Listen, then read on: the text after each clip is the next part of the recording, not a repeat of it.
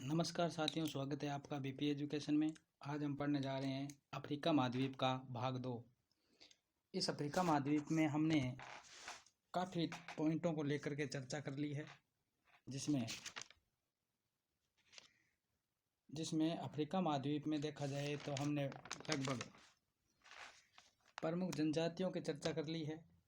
Africa महाद्वीप की विशेषता थोड़ी बहुत देखी है। अफ्रीका महाद्वीप के घास के मैदान भी देख लिए हैं। और उसके आगे आज हम पढ़ने जा रहे हैं अफ्रीका महाद्वीप का दूसरा भाग, और इसमें पढ़ेंगे हम कौन सी रेखा किन देशों के माध्यम से गुजरती है। चलिए देखते हैं।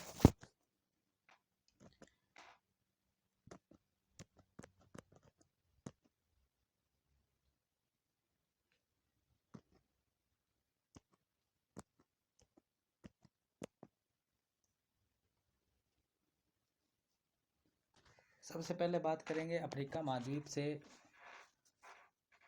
कर्क रेखा 7 देशों से गुजरती है। कर्क रेखा अफ्रीका महाद्वीप में जो कर्क रेखा है वो 7 देशों से गुजरती है, जिसमें सबसे पहला देश है पश्चिमी सहारा, दूसरा देश है मोरिटानिया, तीसरा है माली, चौथा है अल्जीरिया, पांचवा है नाइजर, छठा है लीबिया और सातवां देश है वो है मिस्र। दूसरी जो रेखा है वो है भूमध्य रेखा, जो अफ्रीका महाद्वीप के अंदर से भूमध्य रेखा भी 7 देशों से गुजरती है। 7 देश कौन कौन से हैं देखिए। सबसे पहला है गबन, दूसरा रिपब्लिक ऑफ कांगो, फिर तीसरा है जायरे, चौथा युगांडा, पांचवा केन्या, छठा जो है सोमालिया है, सातवां साओटोन है और तीसरी रेखा है मकर रेखा, जो 5 देशों से होकर के गुजरती है। पहला देश है नामीबिया, फिर है बोत्सवाना, दक्षिणी अफ्रीका, मोजाम्बिक और मेडागास्कर। ये 5 देश हैं जिसके अंदर से मकर रेखा गुजरती है। उसके बाद में अफ्रीका महाद्वीप से ग्रीनविच रेखा और गुजरती है, जो कि 5 देशों से गुजरती है, जिसमें पहला देश है अल्जीरिया, दूसरा माली, फिर है बुर्किनाफासो, चौथा है घाना देश, पांचवा है टोंगो।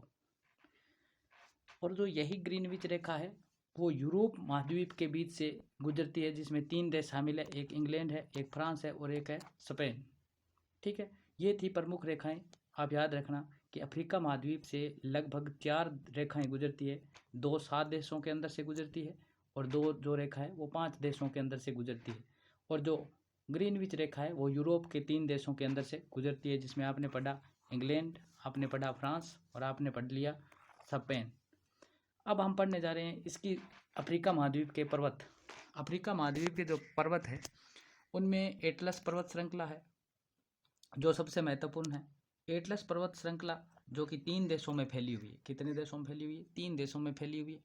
सबसे पहला देश है मोरक्को, फिर है अल्जीरिया और तीसरा है ज्यूसिनिया। ठीक है, और ये एटलस पर्वत श्रेणी है वो एक वलित पर्वत श्रृंखला है। एटलस पर्वत श्रेणी वो वलित पर्वत श्रेणी है और इसकी सबसे ऊंची जो चोटी है किसकी? माउंट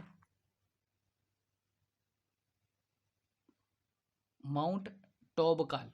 एटलस की सबसे ऊंची चोटी का जो नाम है वो है माउंट टॉबकाल है। और अफ्रीका महाद्वीप की अगर सीधी बात करें कि सबसे ऊंची चोटी कौन सी है तो किलिमंजारो है। कौन सी है? किलिमंजारो। अफ्रीका महाद्वीप की सबसे ऊंची चोटी है किलिमंजारो, जो तंजानिया देश में स्थित है। जो कहाँ पर स्थित है? तंजानिया देश में स्थित है। ठीक है, इसके अलावा एक बात और देखें, इसके अलावा जो एक और पर्वत श्रेणी है जिसका नाम क्या है? ड्रेकनबर्ग एक पर्वत श्रेणी है। ठीक है, और इसकी सबसे ऊंची चोटी का नाम है ओक्स सिसिरिक पर्वत। ठीक है, तो याद रखना है ओक्स, और ओक्स कौन सी? डेक्कनबर्ग की। और एटलस की जो सबसे ऊंची चोटी है जो कि आपने यहाँ पढ़ी, कौन सी पढ़ी थी? देखिए, एटलस की सबसे ऊंची माउंट टॉबकाल पढ़ी थी। ठीक है, दूसरा जो आपने पढ़ा है वो ड्रेकनबर्ग पढ़ा है। ठीक है, उसके बाद की बात करें, माउंट केन्या पर्वत एक प्रकार का पर्वत श्रेणी है ये भी, और केन्या व इथोपिया देश में फैली हुई है। गौर करना, माउंट केन्या पर्वत है वो केन्या और इथोपिया देश में शामिल है। ठीक है, उसके बाद में एक बात लिखना आप नोट लगा के कि जो माउंट कैमरून पर्वत अफ्रीका में ही है, इसी नाम से एक सक्रिय ज्वालामुखी भी है। देखो, एक प्रकार की पर्वत श्रेणी का नाम है माउंट कैमरून, और माउंट कैमरून एक प्रकार की क्या है, सक्रिय ज्वालामुखी का भी नाम है। दूसरा नोट क्या कहता है, दूसरा नोट कहता है कॉफी का सर्वाधिक उत्पादन इथोपिया में होता है। यानी कि इथोपिया जो देश है वो कौन से, अफ्रीका महाद्वीप में है, और अफ्रीका का सर्वाधिक उत्पादन जो होता है वो इथोपिया में होता है। ठीक है, और जो कॉफ़ी का उत्पादन इथोपिया में होता है, और कॉफ़ी का जो मूल पौधा है वो इथोपिया का ही है। इथोपिया का मूल पौधा जो कॉफ़ी है, ठीक है, जबकि चाय चीन का मूल पौधा है। अब देखो, चाय चीन का मूल पौधा है, जबकि इथोपिया कॉफ़ी का मूल पौधे के लिए प्रसिद्ध है। चाय बौद्ध धर्म का एक पवित्र पेय पदार्थ भी है, याद रखना, ये भी एक नोट लगा के लिखने वाली बात है। चाय बौद्ध धर्म का एक पवित्र पेय पदार्थ है।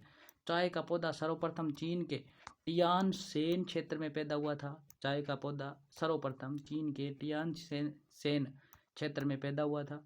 अब बात आती है अफ्रीका के पठार, जो कि मुख्यतः 5 प्रकार के हैं। सबसे पहली बात, पहला जो पठार है उसका नाम है जोश पठार। दूसरा जो पठार है वो है इथोपिया का पठार, और जो तीसरा पठार है वो है बाई पठार। ठीक है, चौथा पठार है वो है कटंगा का पठार, और जो 5वां पठार है वो कौन सा पठार है, वो है मेडागास्कर का पठार। ठीक है साथियों, गौर करना आप, 5 पठारों की चर्चा हमने की है, 5 पठारों की चर्चा की। जो सबसे पहला पठार है जोश पठार, तो जोश पठार अफ्रीका का है। फिर बात आती है इथोपिया पठार की, इथोपिया देश के अंदर है ये। ठीक है, उसके बाद में बाई पठार की बात आती है। बाई पठार आप याद रख लेना, अंगोला देश। कौन सा देश, तो मैं अगली स्लाइड पर लिख देता हूँ। जो बाई पठार है वो अंगोला देश पे है, तो मैं यहाँ पे लिख देता हूँ बाई पठार बराबर अंगोला देश। ठीक है, हमारा जो तीसरा पठार था उसका नाम क्या था, कटंगा का पठार। ठीक है, तीसरा पठार कौन सा, कटंगा पठार। ठीक है, और इसके देश की बात करें तो इसका देश कौन सा है, तो याद रखना जायरे देश में। ठीक है, उसके बाद में अपना 5वां, और सॉरी ये तीसरा नहीं था, चौथा था, ये है तीसरा। पांचवा और आखिरी है मेडागास्कर। तो याद रखना, मेडागास्कर जो है वो मेडागास्करी देश में है, मेडागास्कर देश। ठीक है, मेडागास्कर देश। ठीक है, तो ये थे अपने पठार। ठीक है, अब हम पढ़ लेते हैं अफ्रीका की प्रमुख नदियाँ। ठीक है, अफ्रीका की प्रमुख नदियाँ, तो मैं सोच रहा हूँ कि अफ्रीका की जो प्रमुख नदियाँ हैं वो लगभग अपने अगले वीडियो में पढ़ लेंगे। ये वीडियो थोड़ा लंबा हो जाएगा। थोड़ी बहुत नदियों के बारे में बता देता हूँ, जैसे अफ्रीका की नदियाँ, टॉपिक डाल लेते हैं, आप भी डाल लो। अफ्रीका की नदियाँ, अफ्रीका की नदियाँ। ठीक है,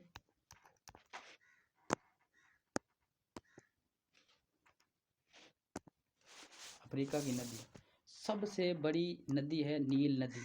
कौन सी नदी, नील नदी। नंबर 1 में लिखो नील नदी, और इसकी लंबाई है 6,650 मीटर, सॉरी किलोमीटर, 6,650 किलोमीटर। ठीक है, विश्व की सबसे लंबी नदी कौन सी, नील। याद रख लेना, विश्व की सबसे लंबी नदी कौन सी नदी, विश्व की सबसे लंबी नदी। और ध्यान में रखना, यह नदी 2 जलधाराओं में बहती है, और दोनों जलधाराएं, एक का नाम है मैं इसी में लिख देते हैं,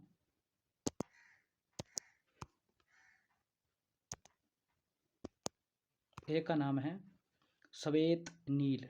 कौन सी, नंबर 1 है श्वेत नील। कौन सी नदी, श्वेत नील। और दूसरी है ब्लू नील। दूसरी कौन सी है, ब्लू नील। ठीक है, श्वेत नील विक्टोरिया झील से तथा ब्लू नील ताना झील से निकलती है। तो ये जो श्वेत नील है वो कौन सी झील से निकलती है? तो आप लिख लो विक्टोरिया झील, विक्टोरिया झील से निकलती है। ठीक है, ब्रैकेट में लिख दो, उद्गम स्थान विक्टोरिया झील से निकलती है। बलू नील नदी है, जो बलू नील जलधारा है वो ताना झील से, कौन सी झील से? ताना झील, गौर करना, ताना झील, ताना झील से निकलती है। अब देखो ये जो नील नदी है 4 देशों से होकर गुजरती है। कितने देशों से होकर गुजरती है? 4 देशों से। तो लिखो नील नदी 4 देशों से होकर गुजरती है,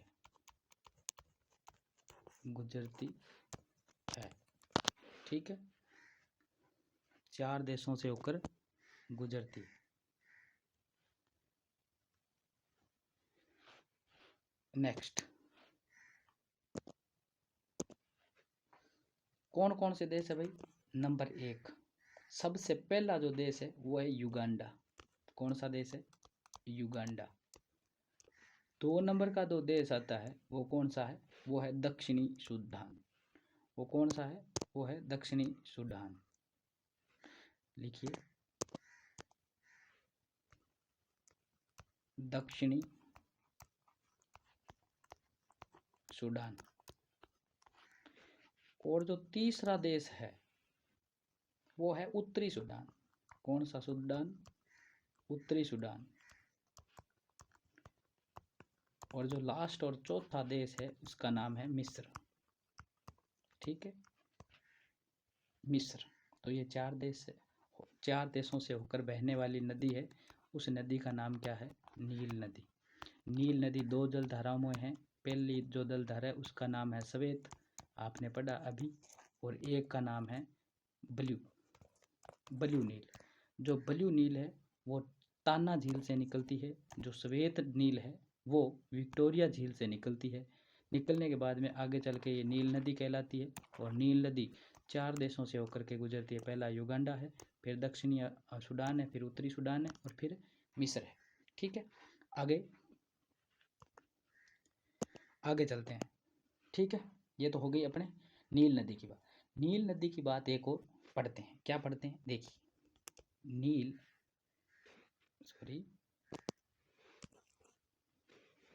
गौर करना, नील नदी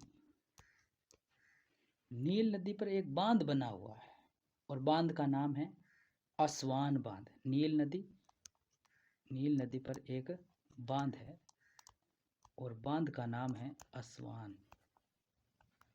क्या नाम है? असवान। बांध का नाम क्या है? असवान बांध बनाया गया है। तथा इसी के आगे लिख लो नस्वार बांध है। तथा एक झील और निर्मित है। उस झील का नाम है, क्या नाम है? नासिर झील। ठीक है, अब देखो नील नदी पे एक बांध बनाया हुआ है असवान, और असवान बांध है वो कहाँ पर है? वो नासिर झील पर स्थित है।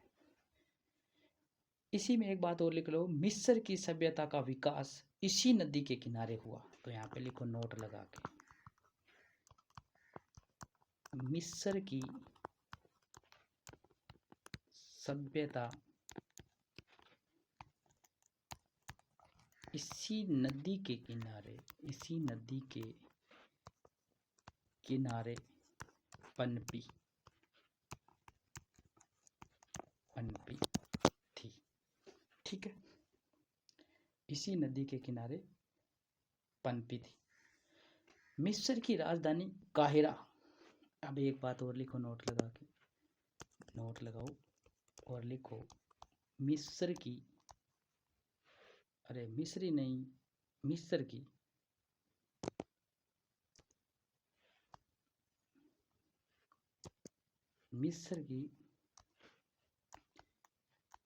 मिस्र की राजधानी, मिस्र की राजधानी काहिरा, काहिरा इसी नदी के किनारे है, इसी नदी के किनारे स्थित है, इसी नदी के किनारे क्या है, स्थित है। ठीक है, अब बात आती है जो एक झील की बात करके आए थे और उस झील का नाम हमने पढ़ा था नासिर झील, तो नोट लगा के लिखिए, नासिर झील। कौन सी झील? नासिर झील कर्क रेखा पर स्थित है, कर्क रेखा पर स्थित है या स्थित है। ठीक है, कर्क रेखा पर स्थित है। ठीक है,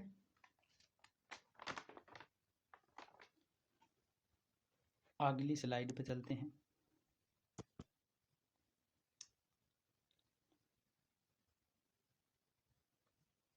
दो नंबर, पहले हमने नील नदी की विशेषता और नील नदी पढ़ी।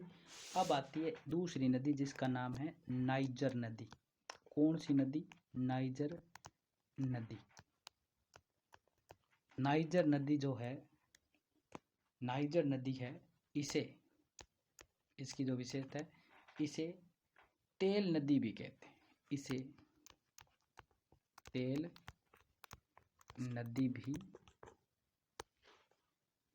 इसे तेल नदी भी कहते हैं, इसे तेल नदी भी कहते हैं, गौर करना। ठीक है, तीसरी जो नदी आती है, सॉरी, इसकी एक विशेष बात और लिख लो, इसकी एक विशेष बात और क्या बनती है, इसी नदी पर एक बांध बना हुआ है, एक बांध बना हुआ है और उस बांध का नाम क्या है? केंजी बांध। ठीक है, केंजी बांध इसी नदी पर बना हुआ है। हमने सबसे पहले नील नदी पढ़ी थी, नील नदी की लंबाई भी पढ़ी थी 66-50। हम दूसरी नदी नाइजर नदी पढ़ रहे हैं। अब हमें पढ़नी है तीसरी नदी जिसका नाम है कांगो। कौन सी नदी? कांगो, या इसका दूसरा नाम है जायरे, जायरे नदी। ठीक है, याद रखना, जायरे नदी। यह भूमध्य रेखा को 2 बार पार करती है, यह भूमध्य रेखा को, भूमध्य रेखा को 2 बार, भूमध्य रेखा को 2 बार पार करती है। कौन सी नदी? कांगो नदी भूमध्य रेखा को 2 बार पार करती है, तथा इसी में लिखो, तथा 2 जलप्रपातों का निर्माण भी करती है। 2 जलप्रपातों का, 2 जलप्रपातों का निर्माण करती है। तो लिख दो यहाँ पे, जो 2 जलप्रपातों का निर्माण, 2 जलप्रपातों का निर्माण करती है,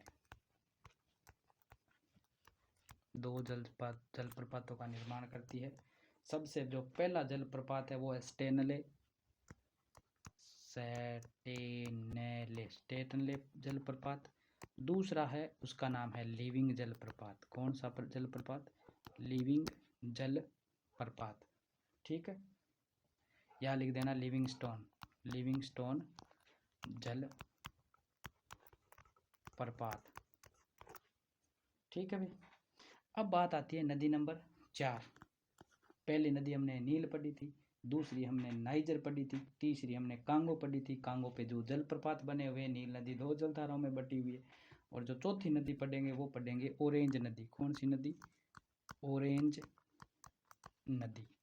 कौन सी नदी? ऑरेंज नदी। ऑरेंज नदी क्या कहती है? इसकी इसकी घाटी को, कौन सी नदी घाटी को? ऑरेंज नदी घाटी को orange free state, orange free state, इसकी घाटी ऑरेंज फ्री स्टेट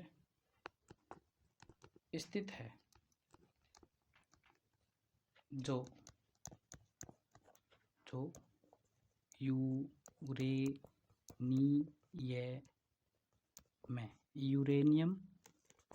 के लिए प्रसिद्ध है, जो यूरेनियम के लिए प्रसिद्ध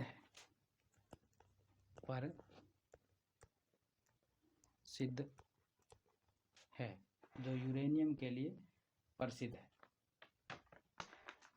ठीक है, अब नंबर 5 की जो नदी आती है, 5वीं नदी कौन सी? देखिए, जाम्बेजी नदी। कौन सी नदी? जाम्बेजी नदी। 5वीं नदी जो हम पढ़ रहे हैं वो है जाम्बेजी नदी। यह जाम्बिया देश में बहती है, यह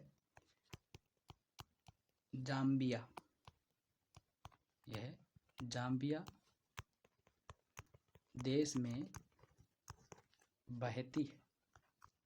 कौन से देश में बहती है? जाम्बिया देश में बहती है। ठीक है, तथा विक्टोरिया जलप्रपात, तथा लिखते रहो साथ साथ में, तथा विक्टोरिया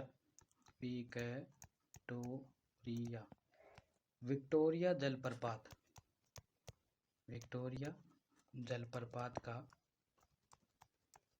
निर्माण करती है, विक्टोरिया जलप्रपात का निर्माण करती है।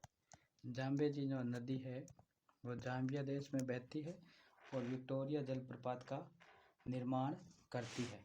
एक बात और याद रखना, इसी नदी पर एक बांध बना हुआ है और उस बांध का नाम है करीबा। ठीक है, इसी नदी पर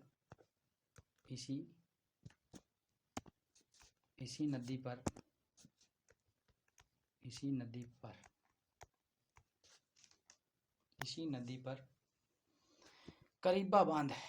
कौन सा बांध है? करीबा बांध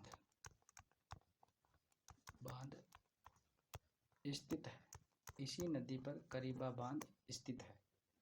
ठीक है, और लास्ट जो नदी है, इसकी जो महत्वपूर्ण और आखिरी नदी है वो आप पढ़ो लिम्पोपो। ठीक है, लिम्पोपो नदी।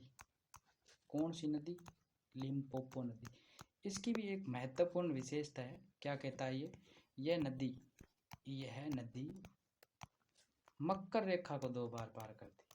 मकर रेखा को 2 बार, कितनी बार?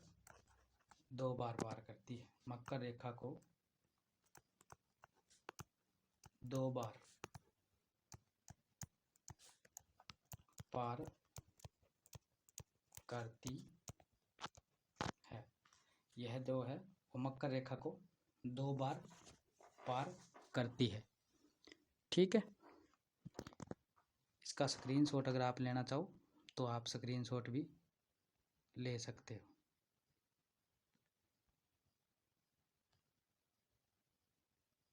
ठीक है, लगभग हमने 6 नदियों को पढ़ा है, तो आप इसका स्क्रीनशॉट ले लीजिए। तो ये थी आपकी नदियाँ। अब हम थोड़ी प्रमुख झीलें और देख लेते हैं, फिर इस टॉपिक को ख़त्म करते हैं। फिर छोटा सा वीडियो और बनेगा 2-3 मिनट का, पर इसी में पूरा कर देते हैं इस महाद्वीप को। देखिए, ठीक है, अब पढ़ते हैं अफ्रीका की प्रमुख झीलें। तो टॉपिक डाल लेते हैं, अफ्रीका की प्रमुख झीलें। अफ्रीका की प्रमुख झीलें कौन कौन सी? देखिए,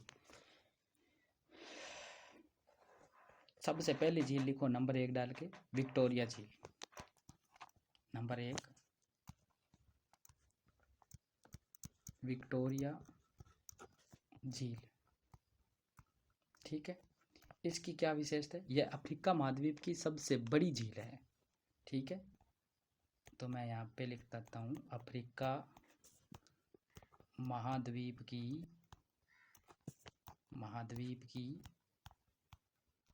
सबसे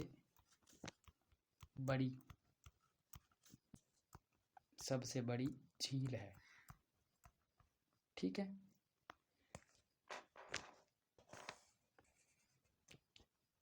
तथा मीठे पानी की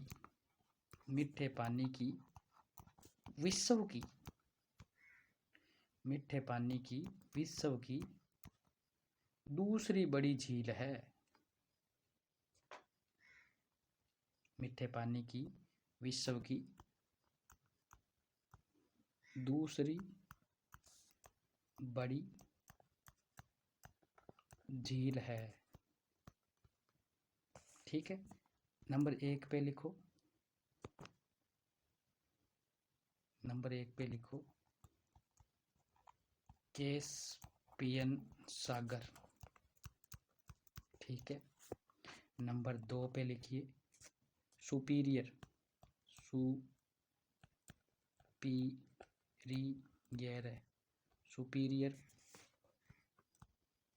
झील। और नंबर 3 लिखिए विक्टोरिया झील।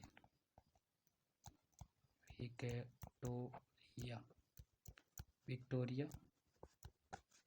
झील। जो विक्टोरिया झील है ना, जो ये विक्टोरिया झील है, मैंने क्या लिखा है देखो, विक्टोरिया झील अफ्रीका महाद्वीप की सबसे बड़ी झील है। फिर मैंने लिखा है तथा मीठे पानी की विश्व की दूसरी बड़ी झील है कैस्पियन सागर 1 नंबर पे, सुपीरियर झील 2 नंबर पर, 3 नंबर पे जो आती है विक्टोरिया झील।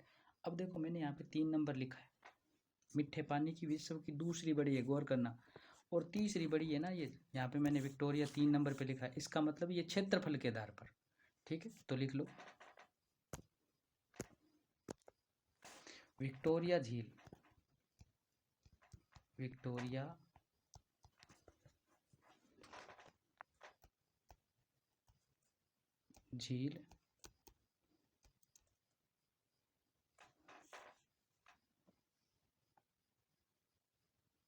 क्षेत्रफल के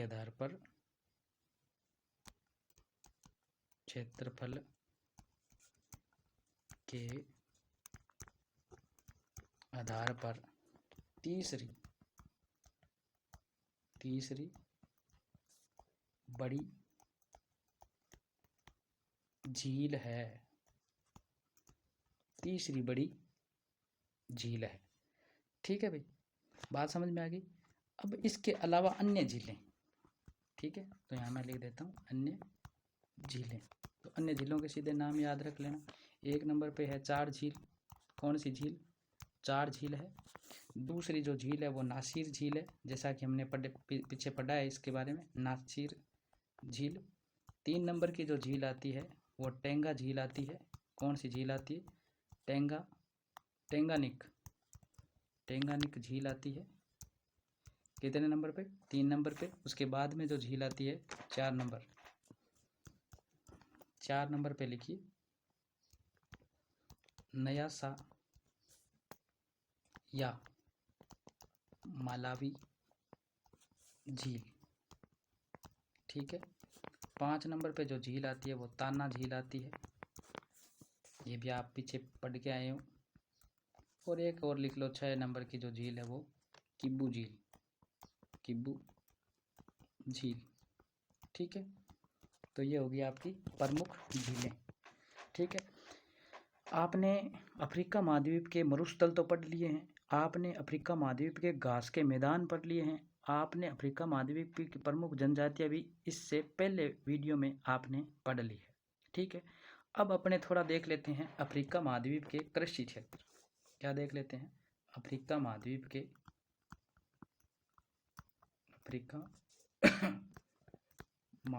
के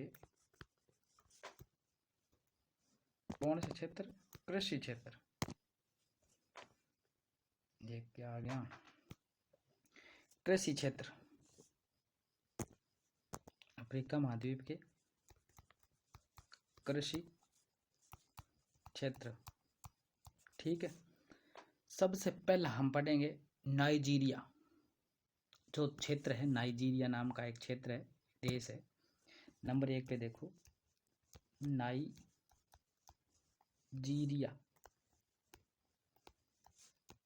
ठीक है, नाइजीरिया किसके लिए प्रसिद्ध है? तेल के लिए यार। ठीक है, नाइजीरिया तेल के लिए प्रसिद्ध है। कौन सा तेल? ताड़, ताड़ का। ठीक है, 2 नंबर पे हम जो क्षेत्र पढ़ेंगे वो है ट्यूनीशिया। Tunisia, Tunisia. ट्यूनीशिया किसके लिए प्रसिद्ध है? ये भी तेल के लिए प्रसिद्ध है। कौन से तेल के लिए? जैतून, नाम सुना होगा, जैतून, जैतून तेल के लिए। ठीक है, उसके बाद में 3 नंबर पे हम पढ़ेंगे इथोपिया। इथोपिया, इथोपिया किसके लिए प्रसिद्ध है? पीछे पढ़ के आए थे, कॉफ़ी के लिए, याद रखना। ठीक है, 4 नंबर पे हम पढ़ेंगे केन्या। पीछे पढ़ के आए थे, किसके लिए प्रसिद्ध है? वही चाय के लिए। ठीक है, चाय का जो मूल पौधा वो चीन का आपने पढ़ा था। ठीक है, 5 नंबर पे आता है दक्षिणी अफ्रीका।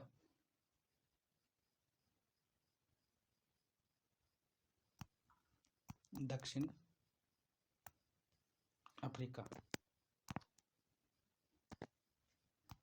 दक्षिणी अफ्रीका किसके लिए प्रसिद्ध है? तो याद रखना, मक्का, मक्का के लिए प्रसिद्ध है। ठीक है, अब अपने पढ़ लेते हैं छठा, 6 नंबर और पढ़ लेते हैं जो आखिरी है। ठीक है, 6 में 1 नंबर पढ़ते हैं, छठे का पहला। ठीक है, जंजीबार, जंजीबार। और दूसरा पढ़ लेते हैं पेम्बा। ठीक है, पेम्बा। दोनों के दोनों लौंग के लिए प्रसिद्ध है। लौंग किसके लिए प्रसिद्ध है? लौंग के लिए प्रसिद्ध है भाई, लौंग। ठीक है, और यहाँ पर विश्व का 90%, कितने प्रतिशत? 90% लौंग उत्पादन होता है, लौंग उत्पादन। ठीक है, तो ये थी तुम्हारी प्रमुख कृषि क्षेत्र। जो महत्वपूर्ण है वो ही पढ़ रहे हैं, डिटेल से नहीं पढ़ रहे हैं। जो महत्वपूर्ण है, जो अपने एग्ज़ाम में आते हैं, महत्वपूर्ण बातें हैं। बाकी तो बहुत लंबा चौड़ा सिलेबस हो जाता है, लेकिन सब सिलेबस के अकॉर्डिंग देखा जाए तो इससे ज़्यादा कुछ नहीं पूछते। लास्ट टॉपिक इसका देख लेते हैं अपने साथ साथ में, कंप्लीट कर हो जाएगा। उसके बाद में इसका आखिरी टॉपिक है अफ्रीका। अफ्रीका महाद्वीप के, अफ्रीका महाद्वीप के प्रमुख खनिज क्षेत्र। कौन से क्षेत्र? खनिज क्षेत्र। किस द्वीप के? अफ्रीका महाद्वीप के प्रमुख खनिज क्षेत्र। ठीक है, सबसे पहला जो हम पढ़ेंगे पेट्रोलियम क्षेत्र, सॉरी पेट्रोलियम भंडार। 1 नंबर पे देखो, पेट्रोलियम।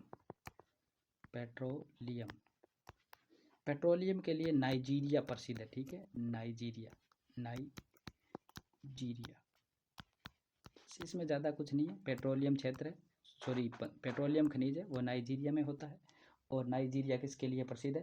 पेट्रोल के लिए भी प्रसिद्ध है, और वहाँ पे ताड़ का तेल भी प्राप्त होता है। आपने इसे पीछे वाली स्लाइड पे पढ़ा था। ठीक है, 2 नंबर पे आता है एक पठार का नाम आपने लिखा होगा, याद हो आपको तो, कटंगा का पठार। इसी वीडियो में कटंगा का पठार है, और कटंगा का पठार जो है वो किसके लिए प्रसिद्ध है?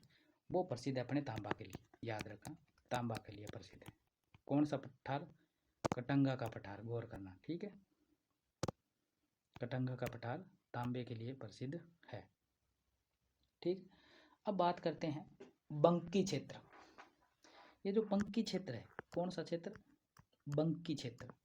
बंकी क्षेत्र भी पेट्रोलियम के लिए ही है, तो मैं यहाँ पे लिख देता हूँ पेट्रोलियम।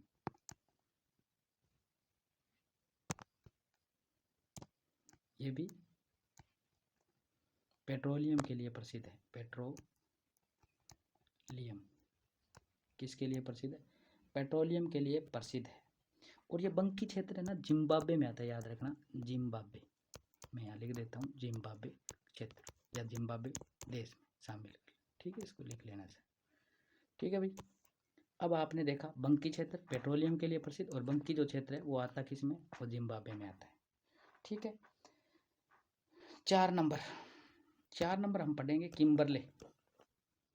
ठीक है, किम्बरले भी एक पठार है। कौन सा पठार, किम्बरले पठार। कौन सा पठार, किम्बरले पठार है। और यह पठार हीरा किसके लिए प्रसिद्ध, हीरा जो खनिज है अपने हीरा के लिए प्रसिद्ध है। ठीक है। और इस टॉपिक का आखिरी जो 5वां है वो हम पढ़ेंगे जोहान्सबर्ग। लिख देता हूँ,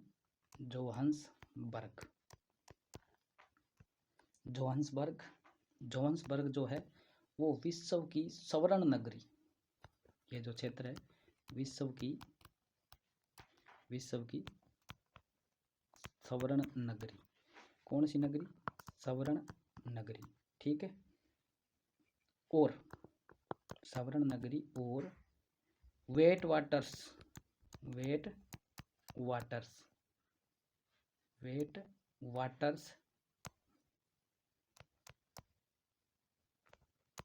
रैंड क्षेत्र।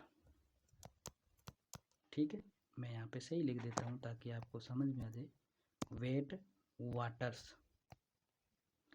वाटर्स रैंड क्षेत्र किसके लिए प्रसिद्ध है भाई, किसके लिए प्रसिद्ध है, जैसे कि आपने पढ़ा स्वर्ण यानी सोने के भंडार के लिए। ऊपर कर देता हूँ थोड़ा, प्रसिद्ध किसके लिए, प्रसिद्ध है स्वर्ण भंडार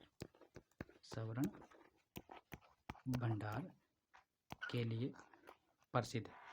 ठीक है, तो ये था अपना अफ्रीका महाद्वीप, जो कि इस वीडियो में क्या हुआ, कंप्लीट हो गया। एक इसका पार्ट पहले बनाया गया, 2 पार्टों में ये पूरा हो गया। अगर वीडियो पसंद आती है तो इसको क्या करें, लाइक करना न भूलें। अगर वीडियो पसंद आती है तो लाइक करो और सब्सक्राइब करो। धन्यवाद।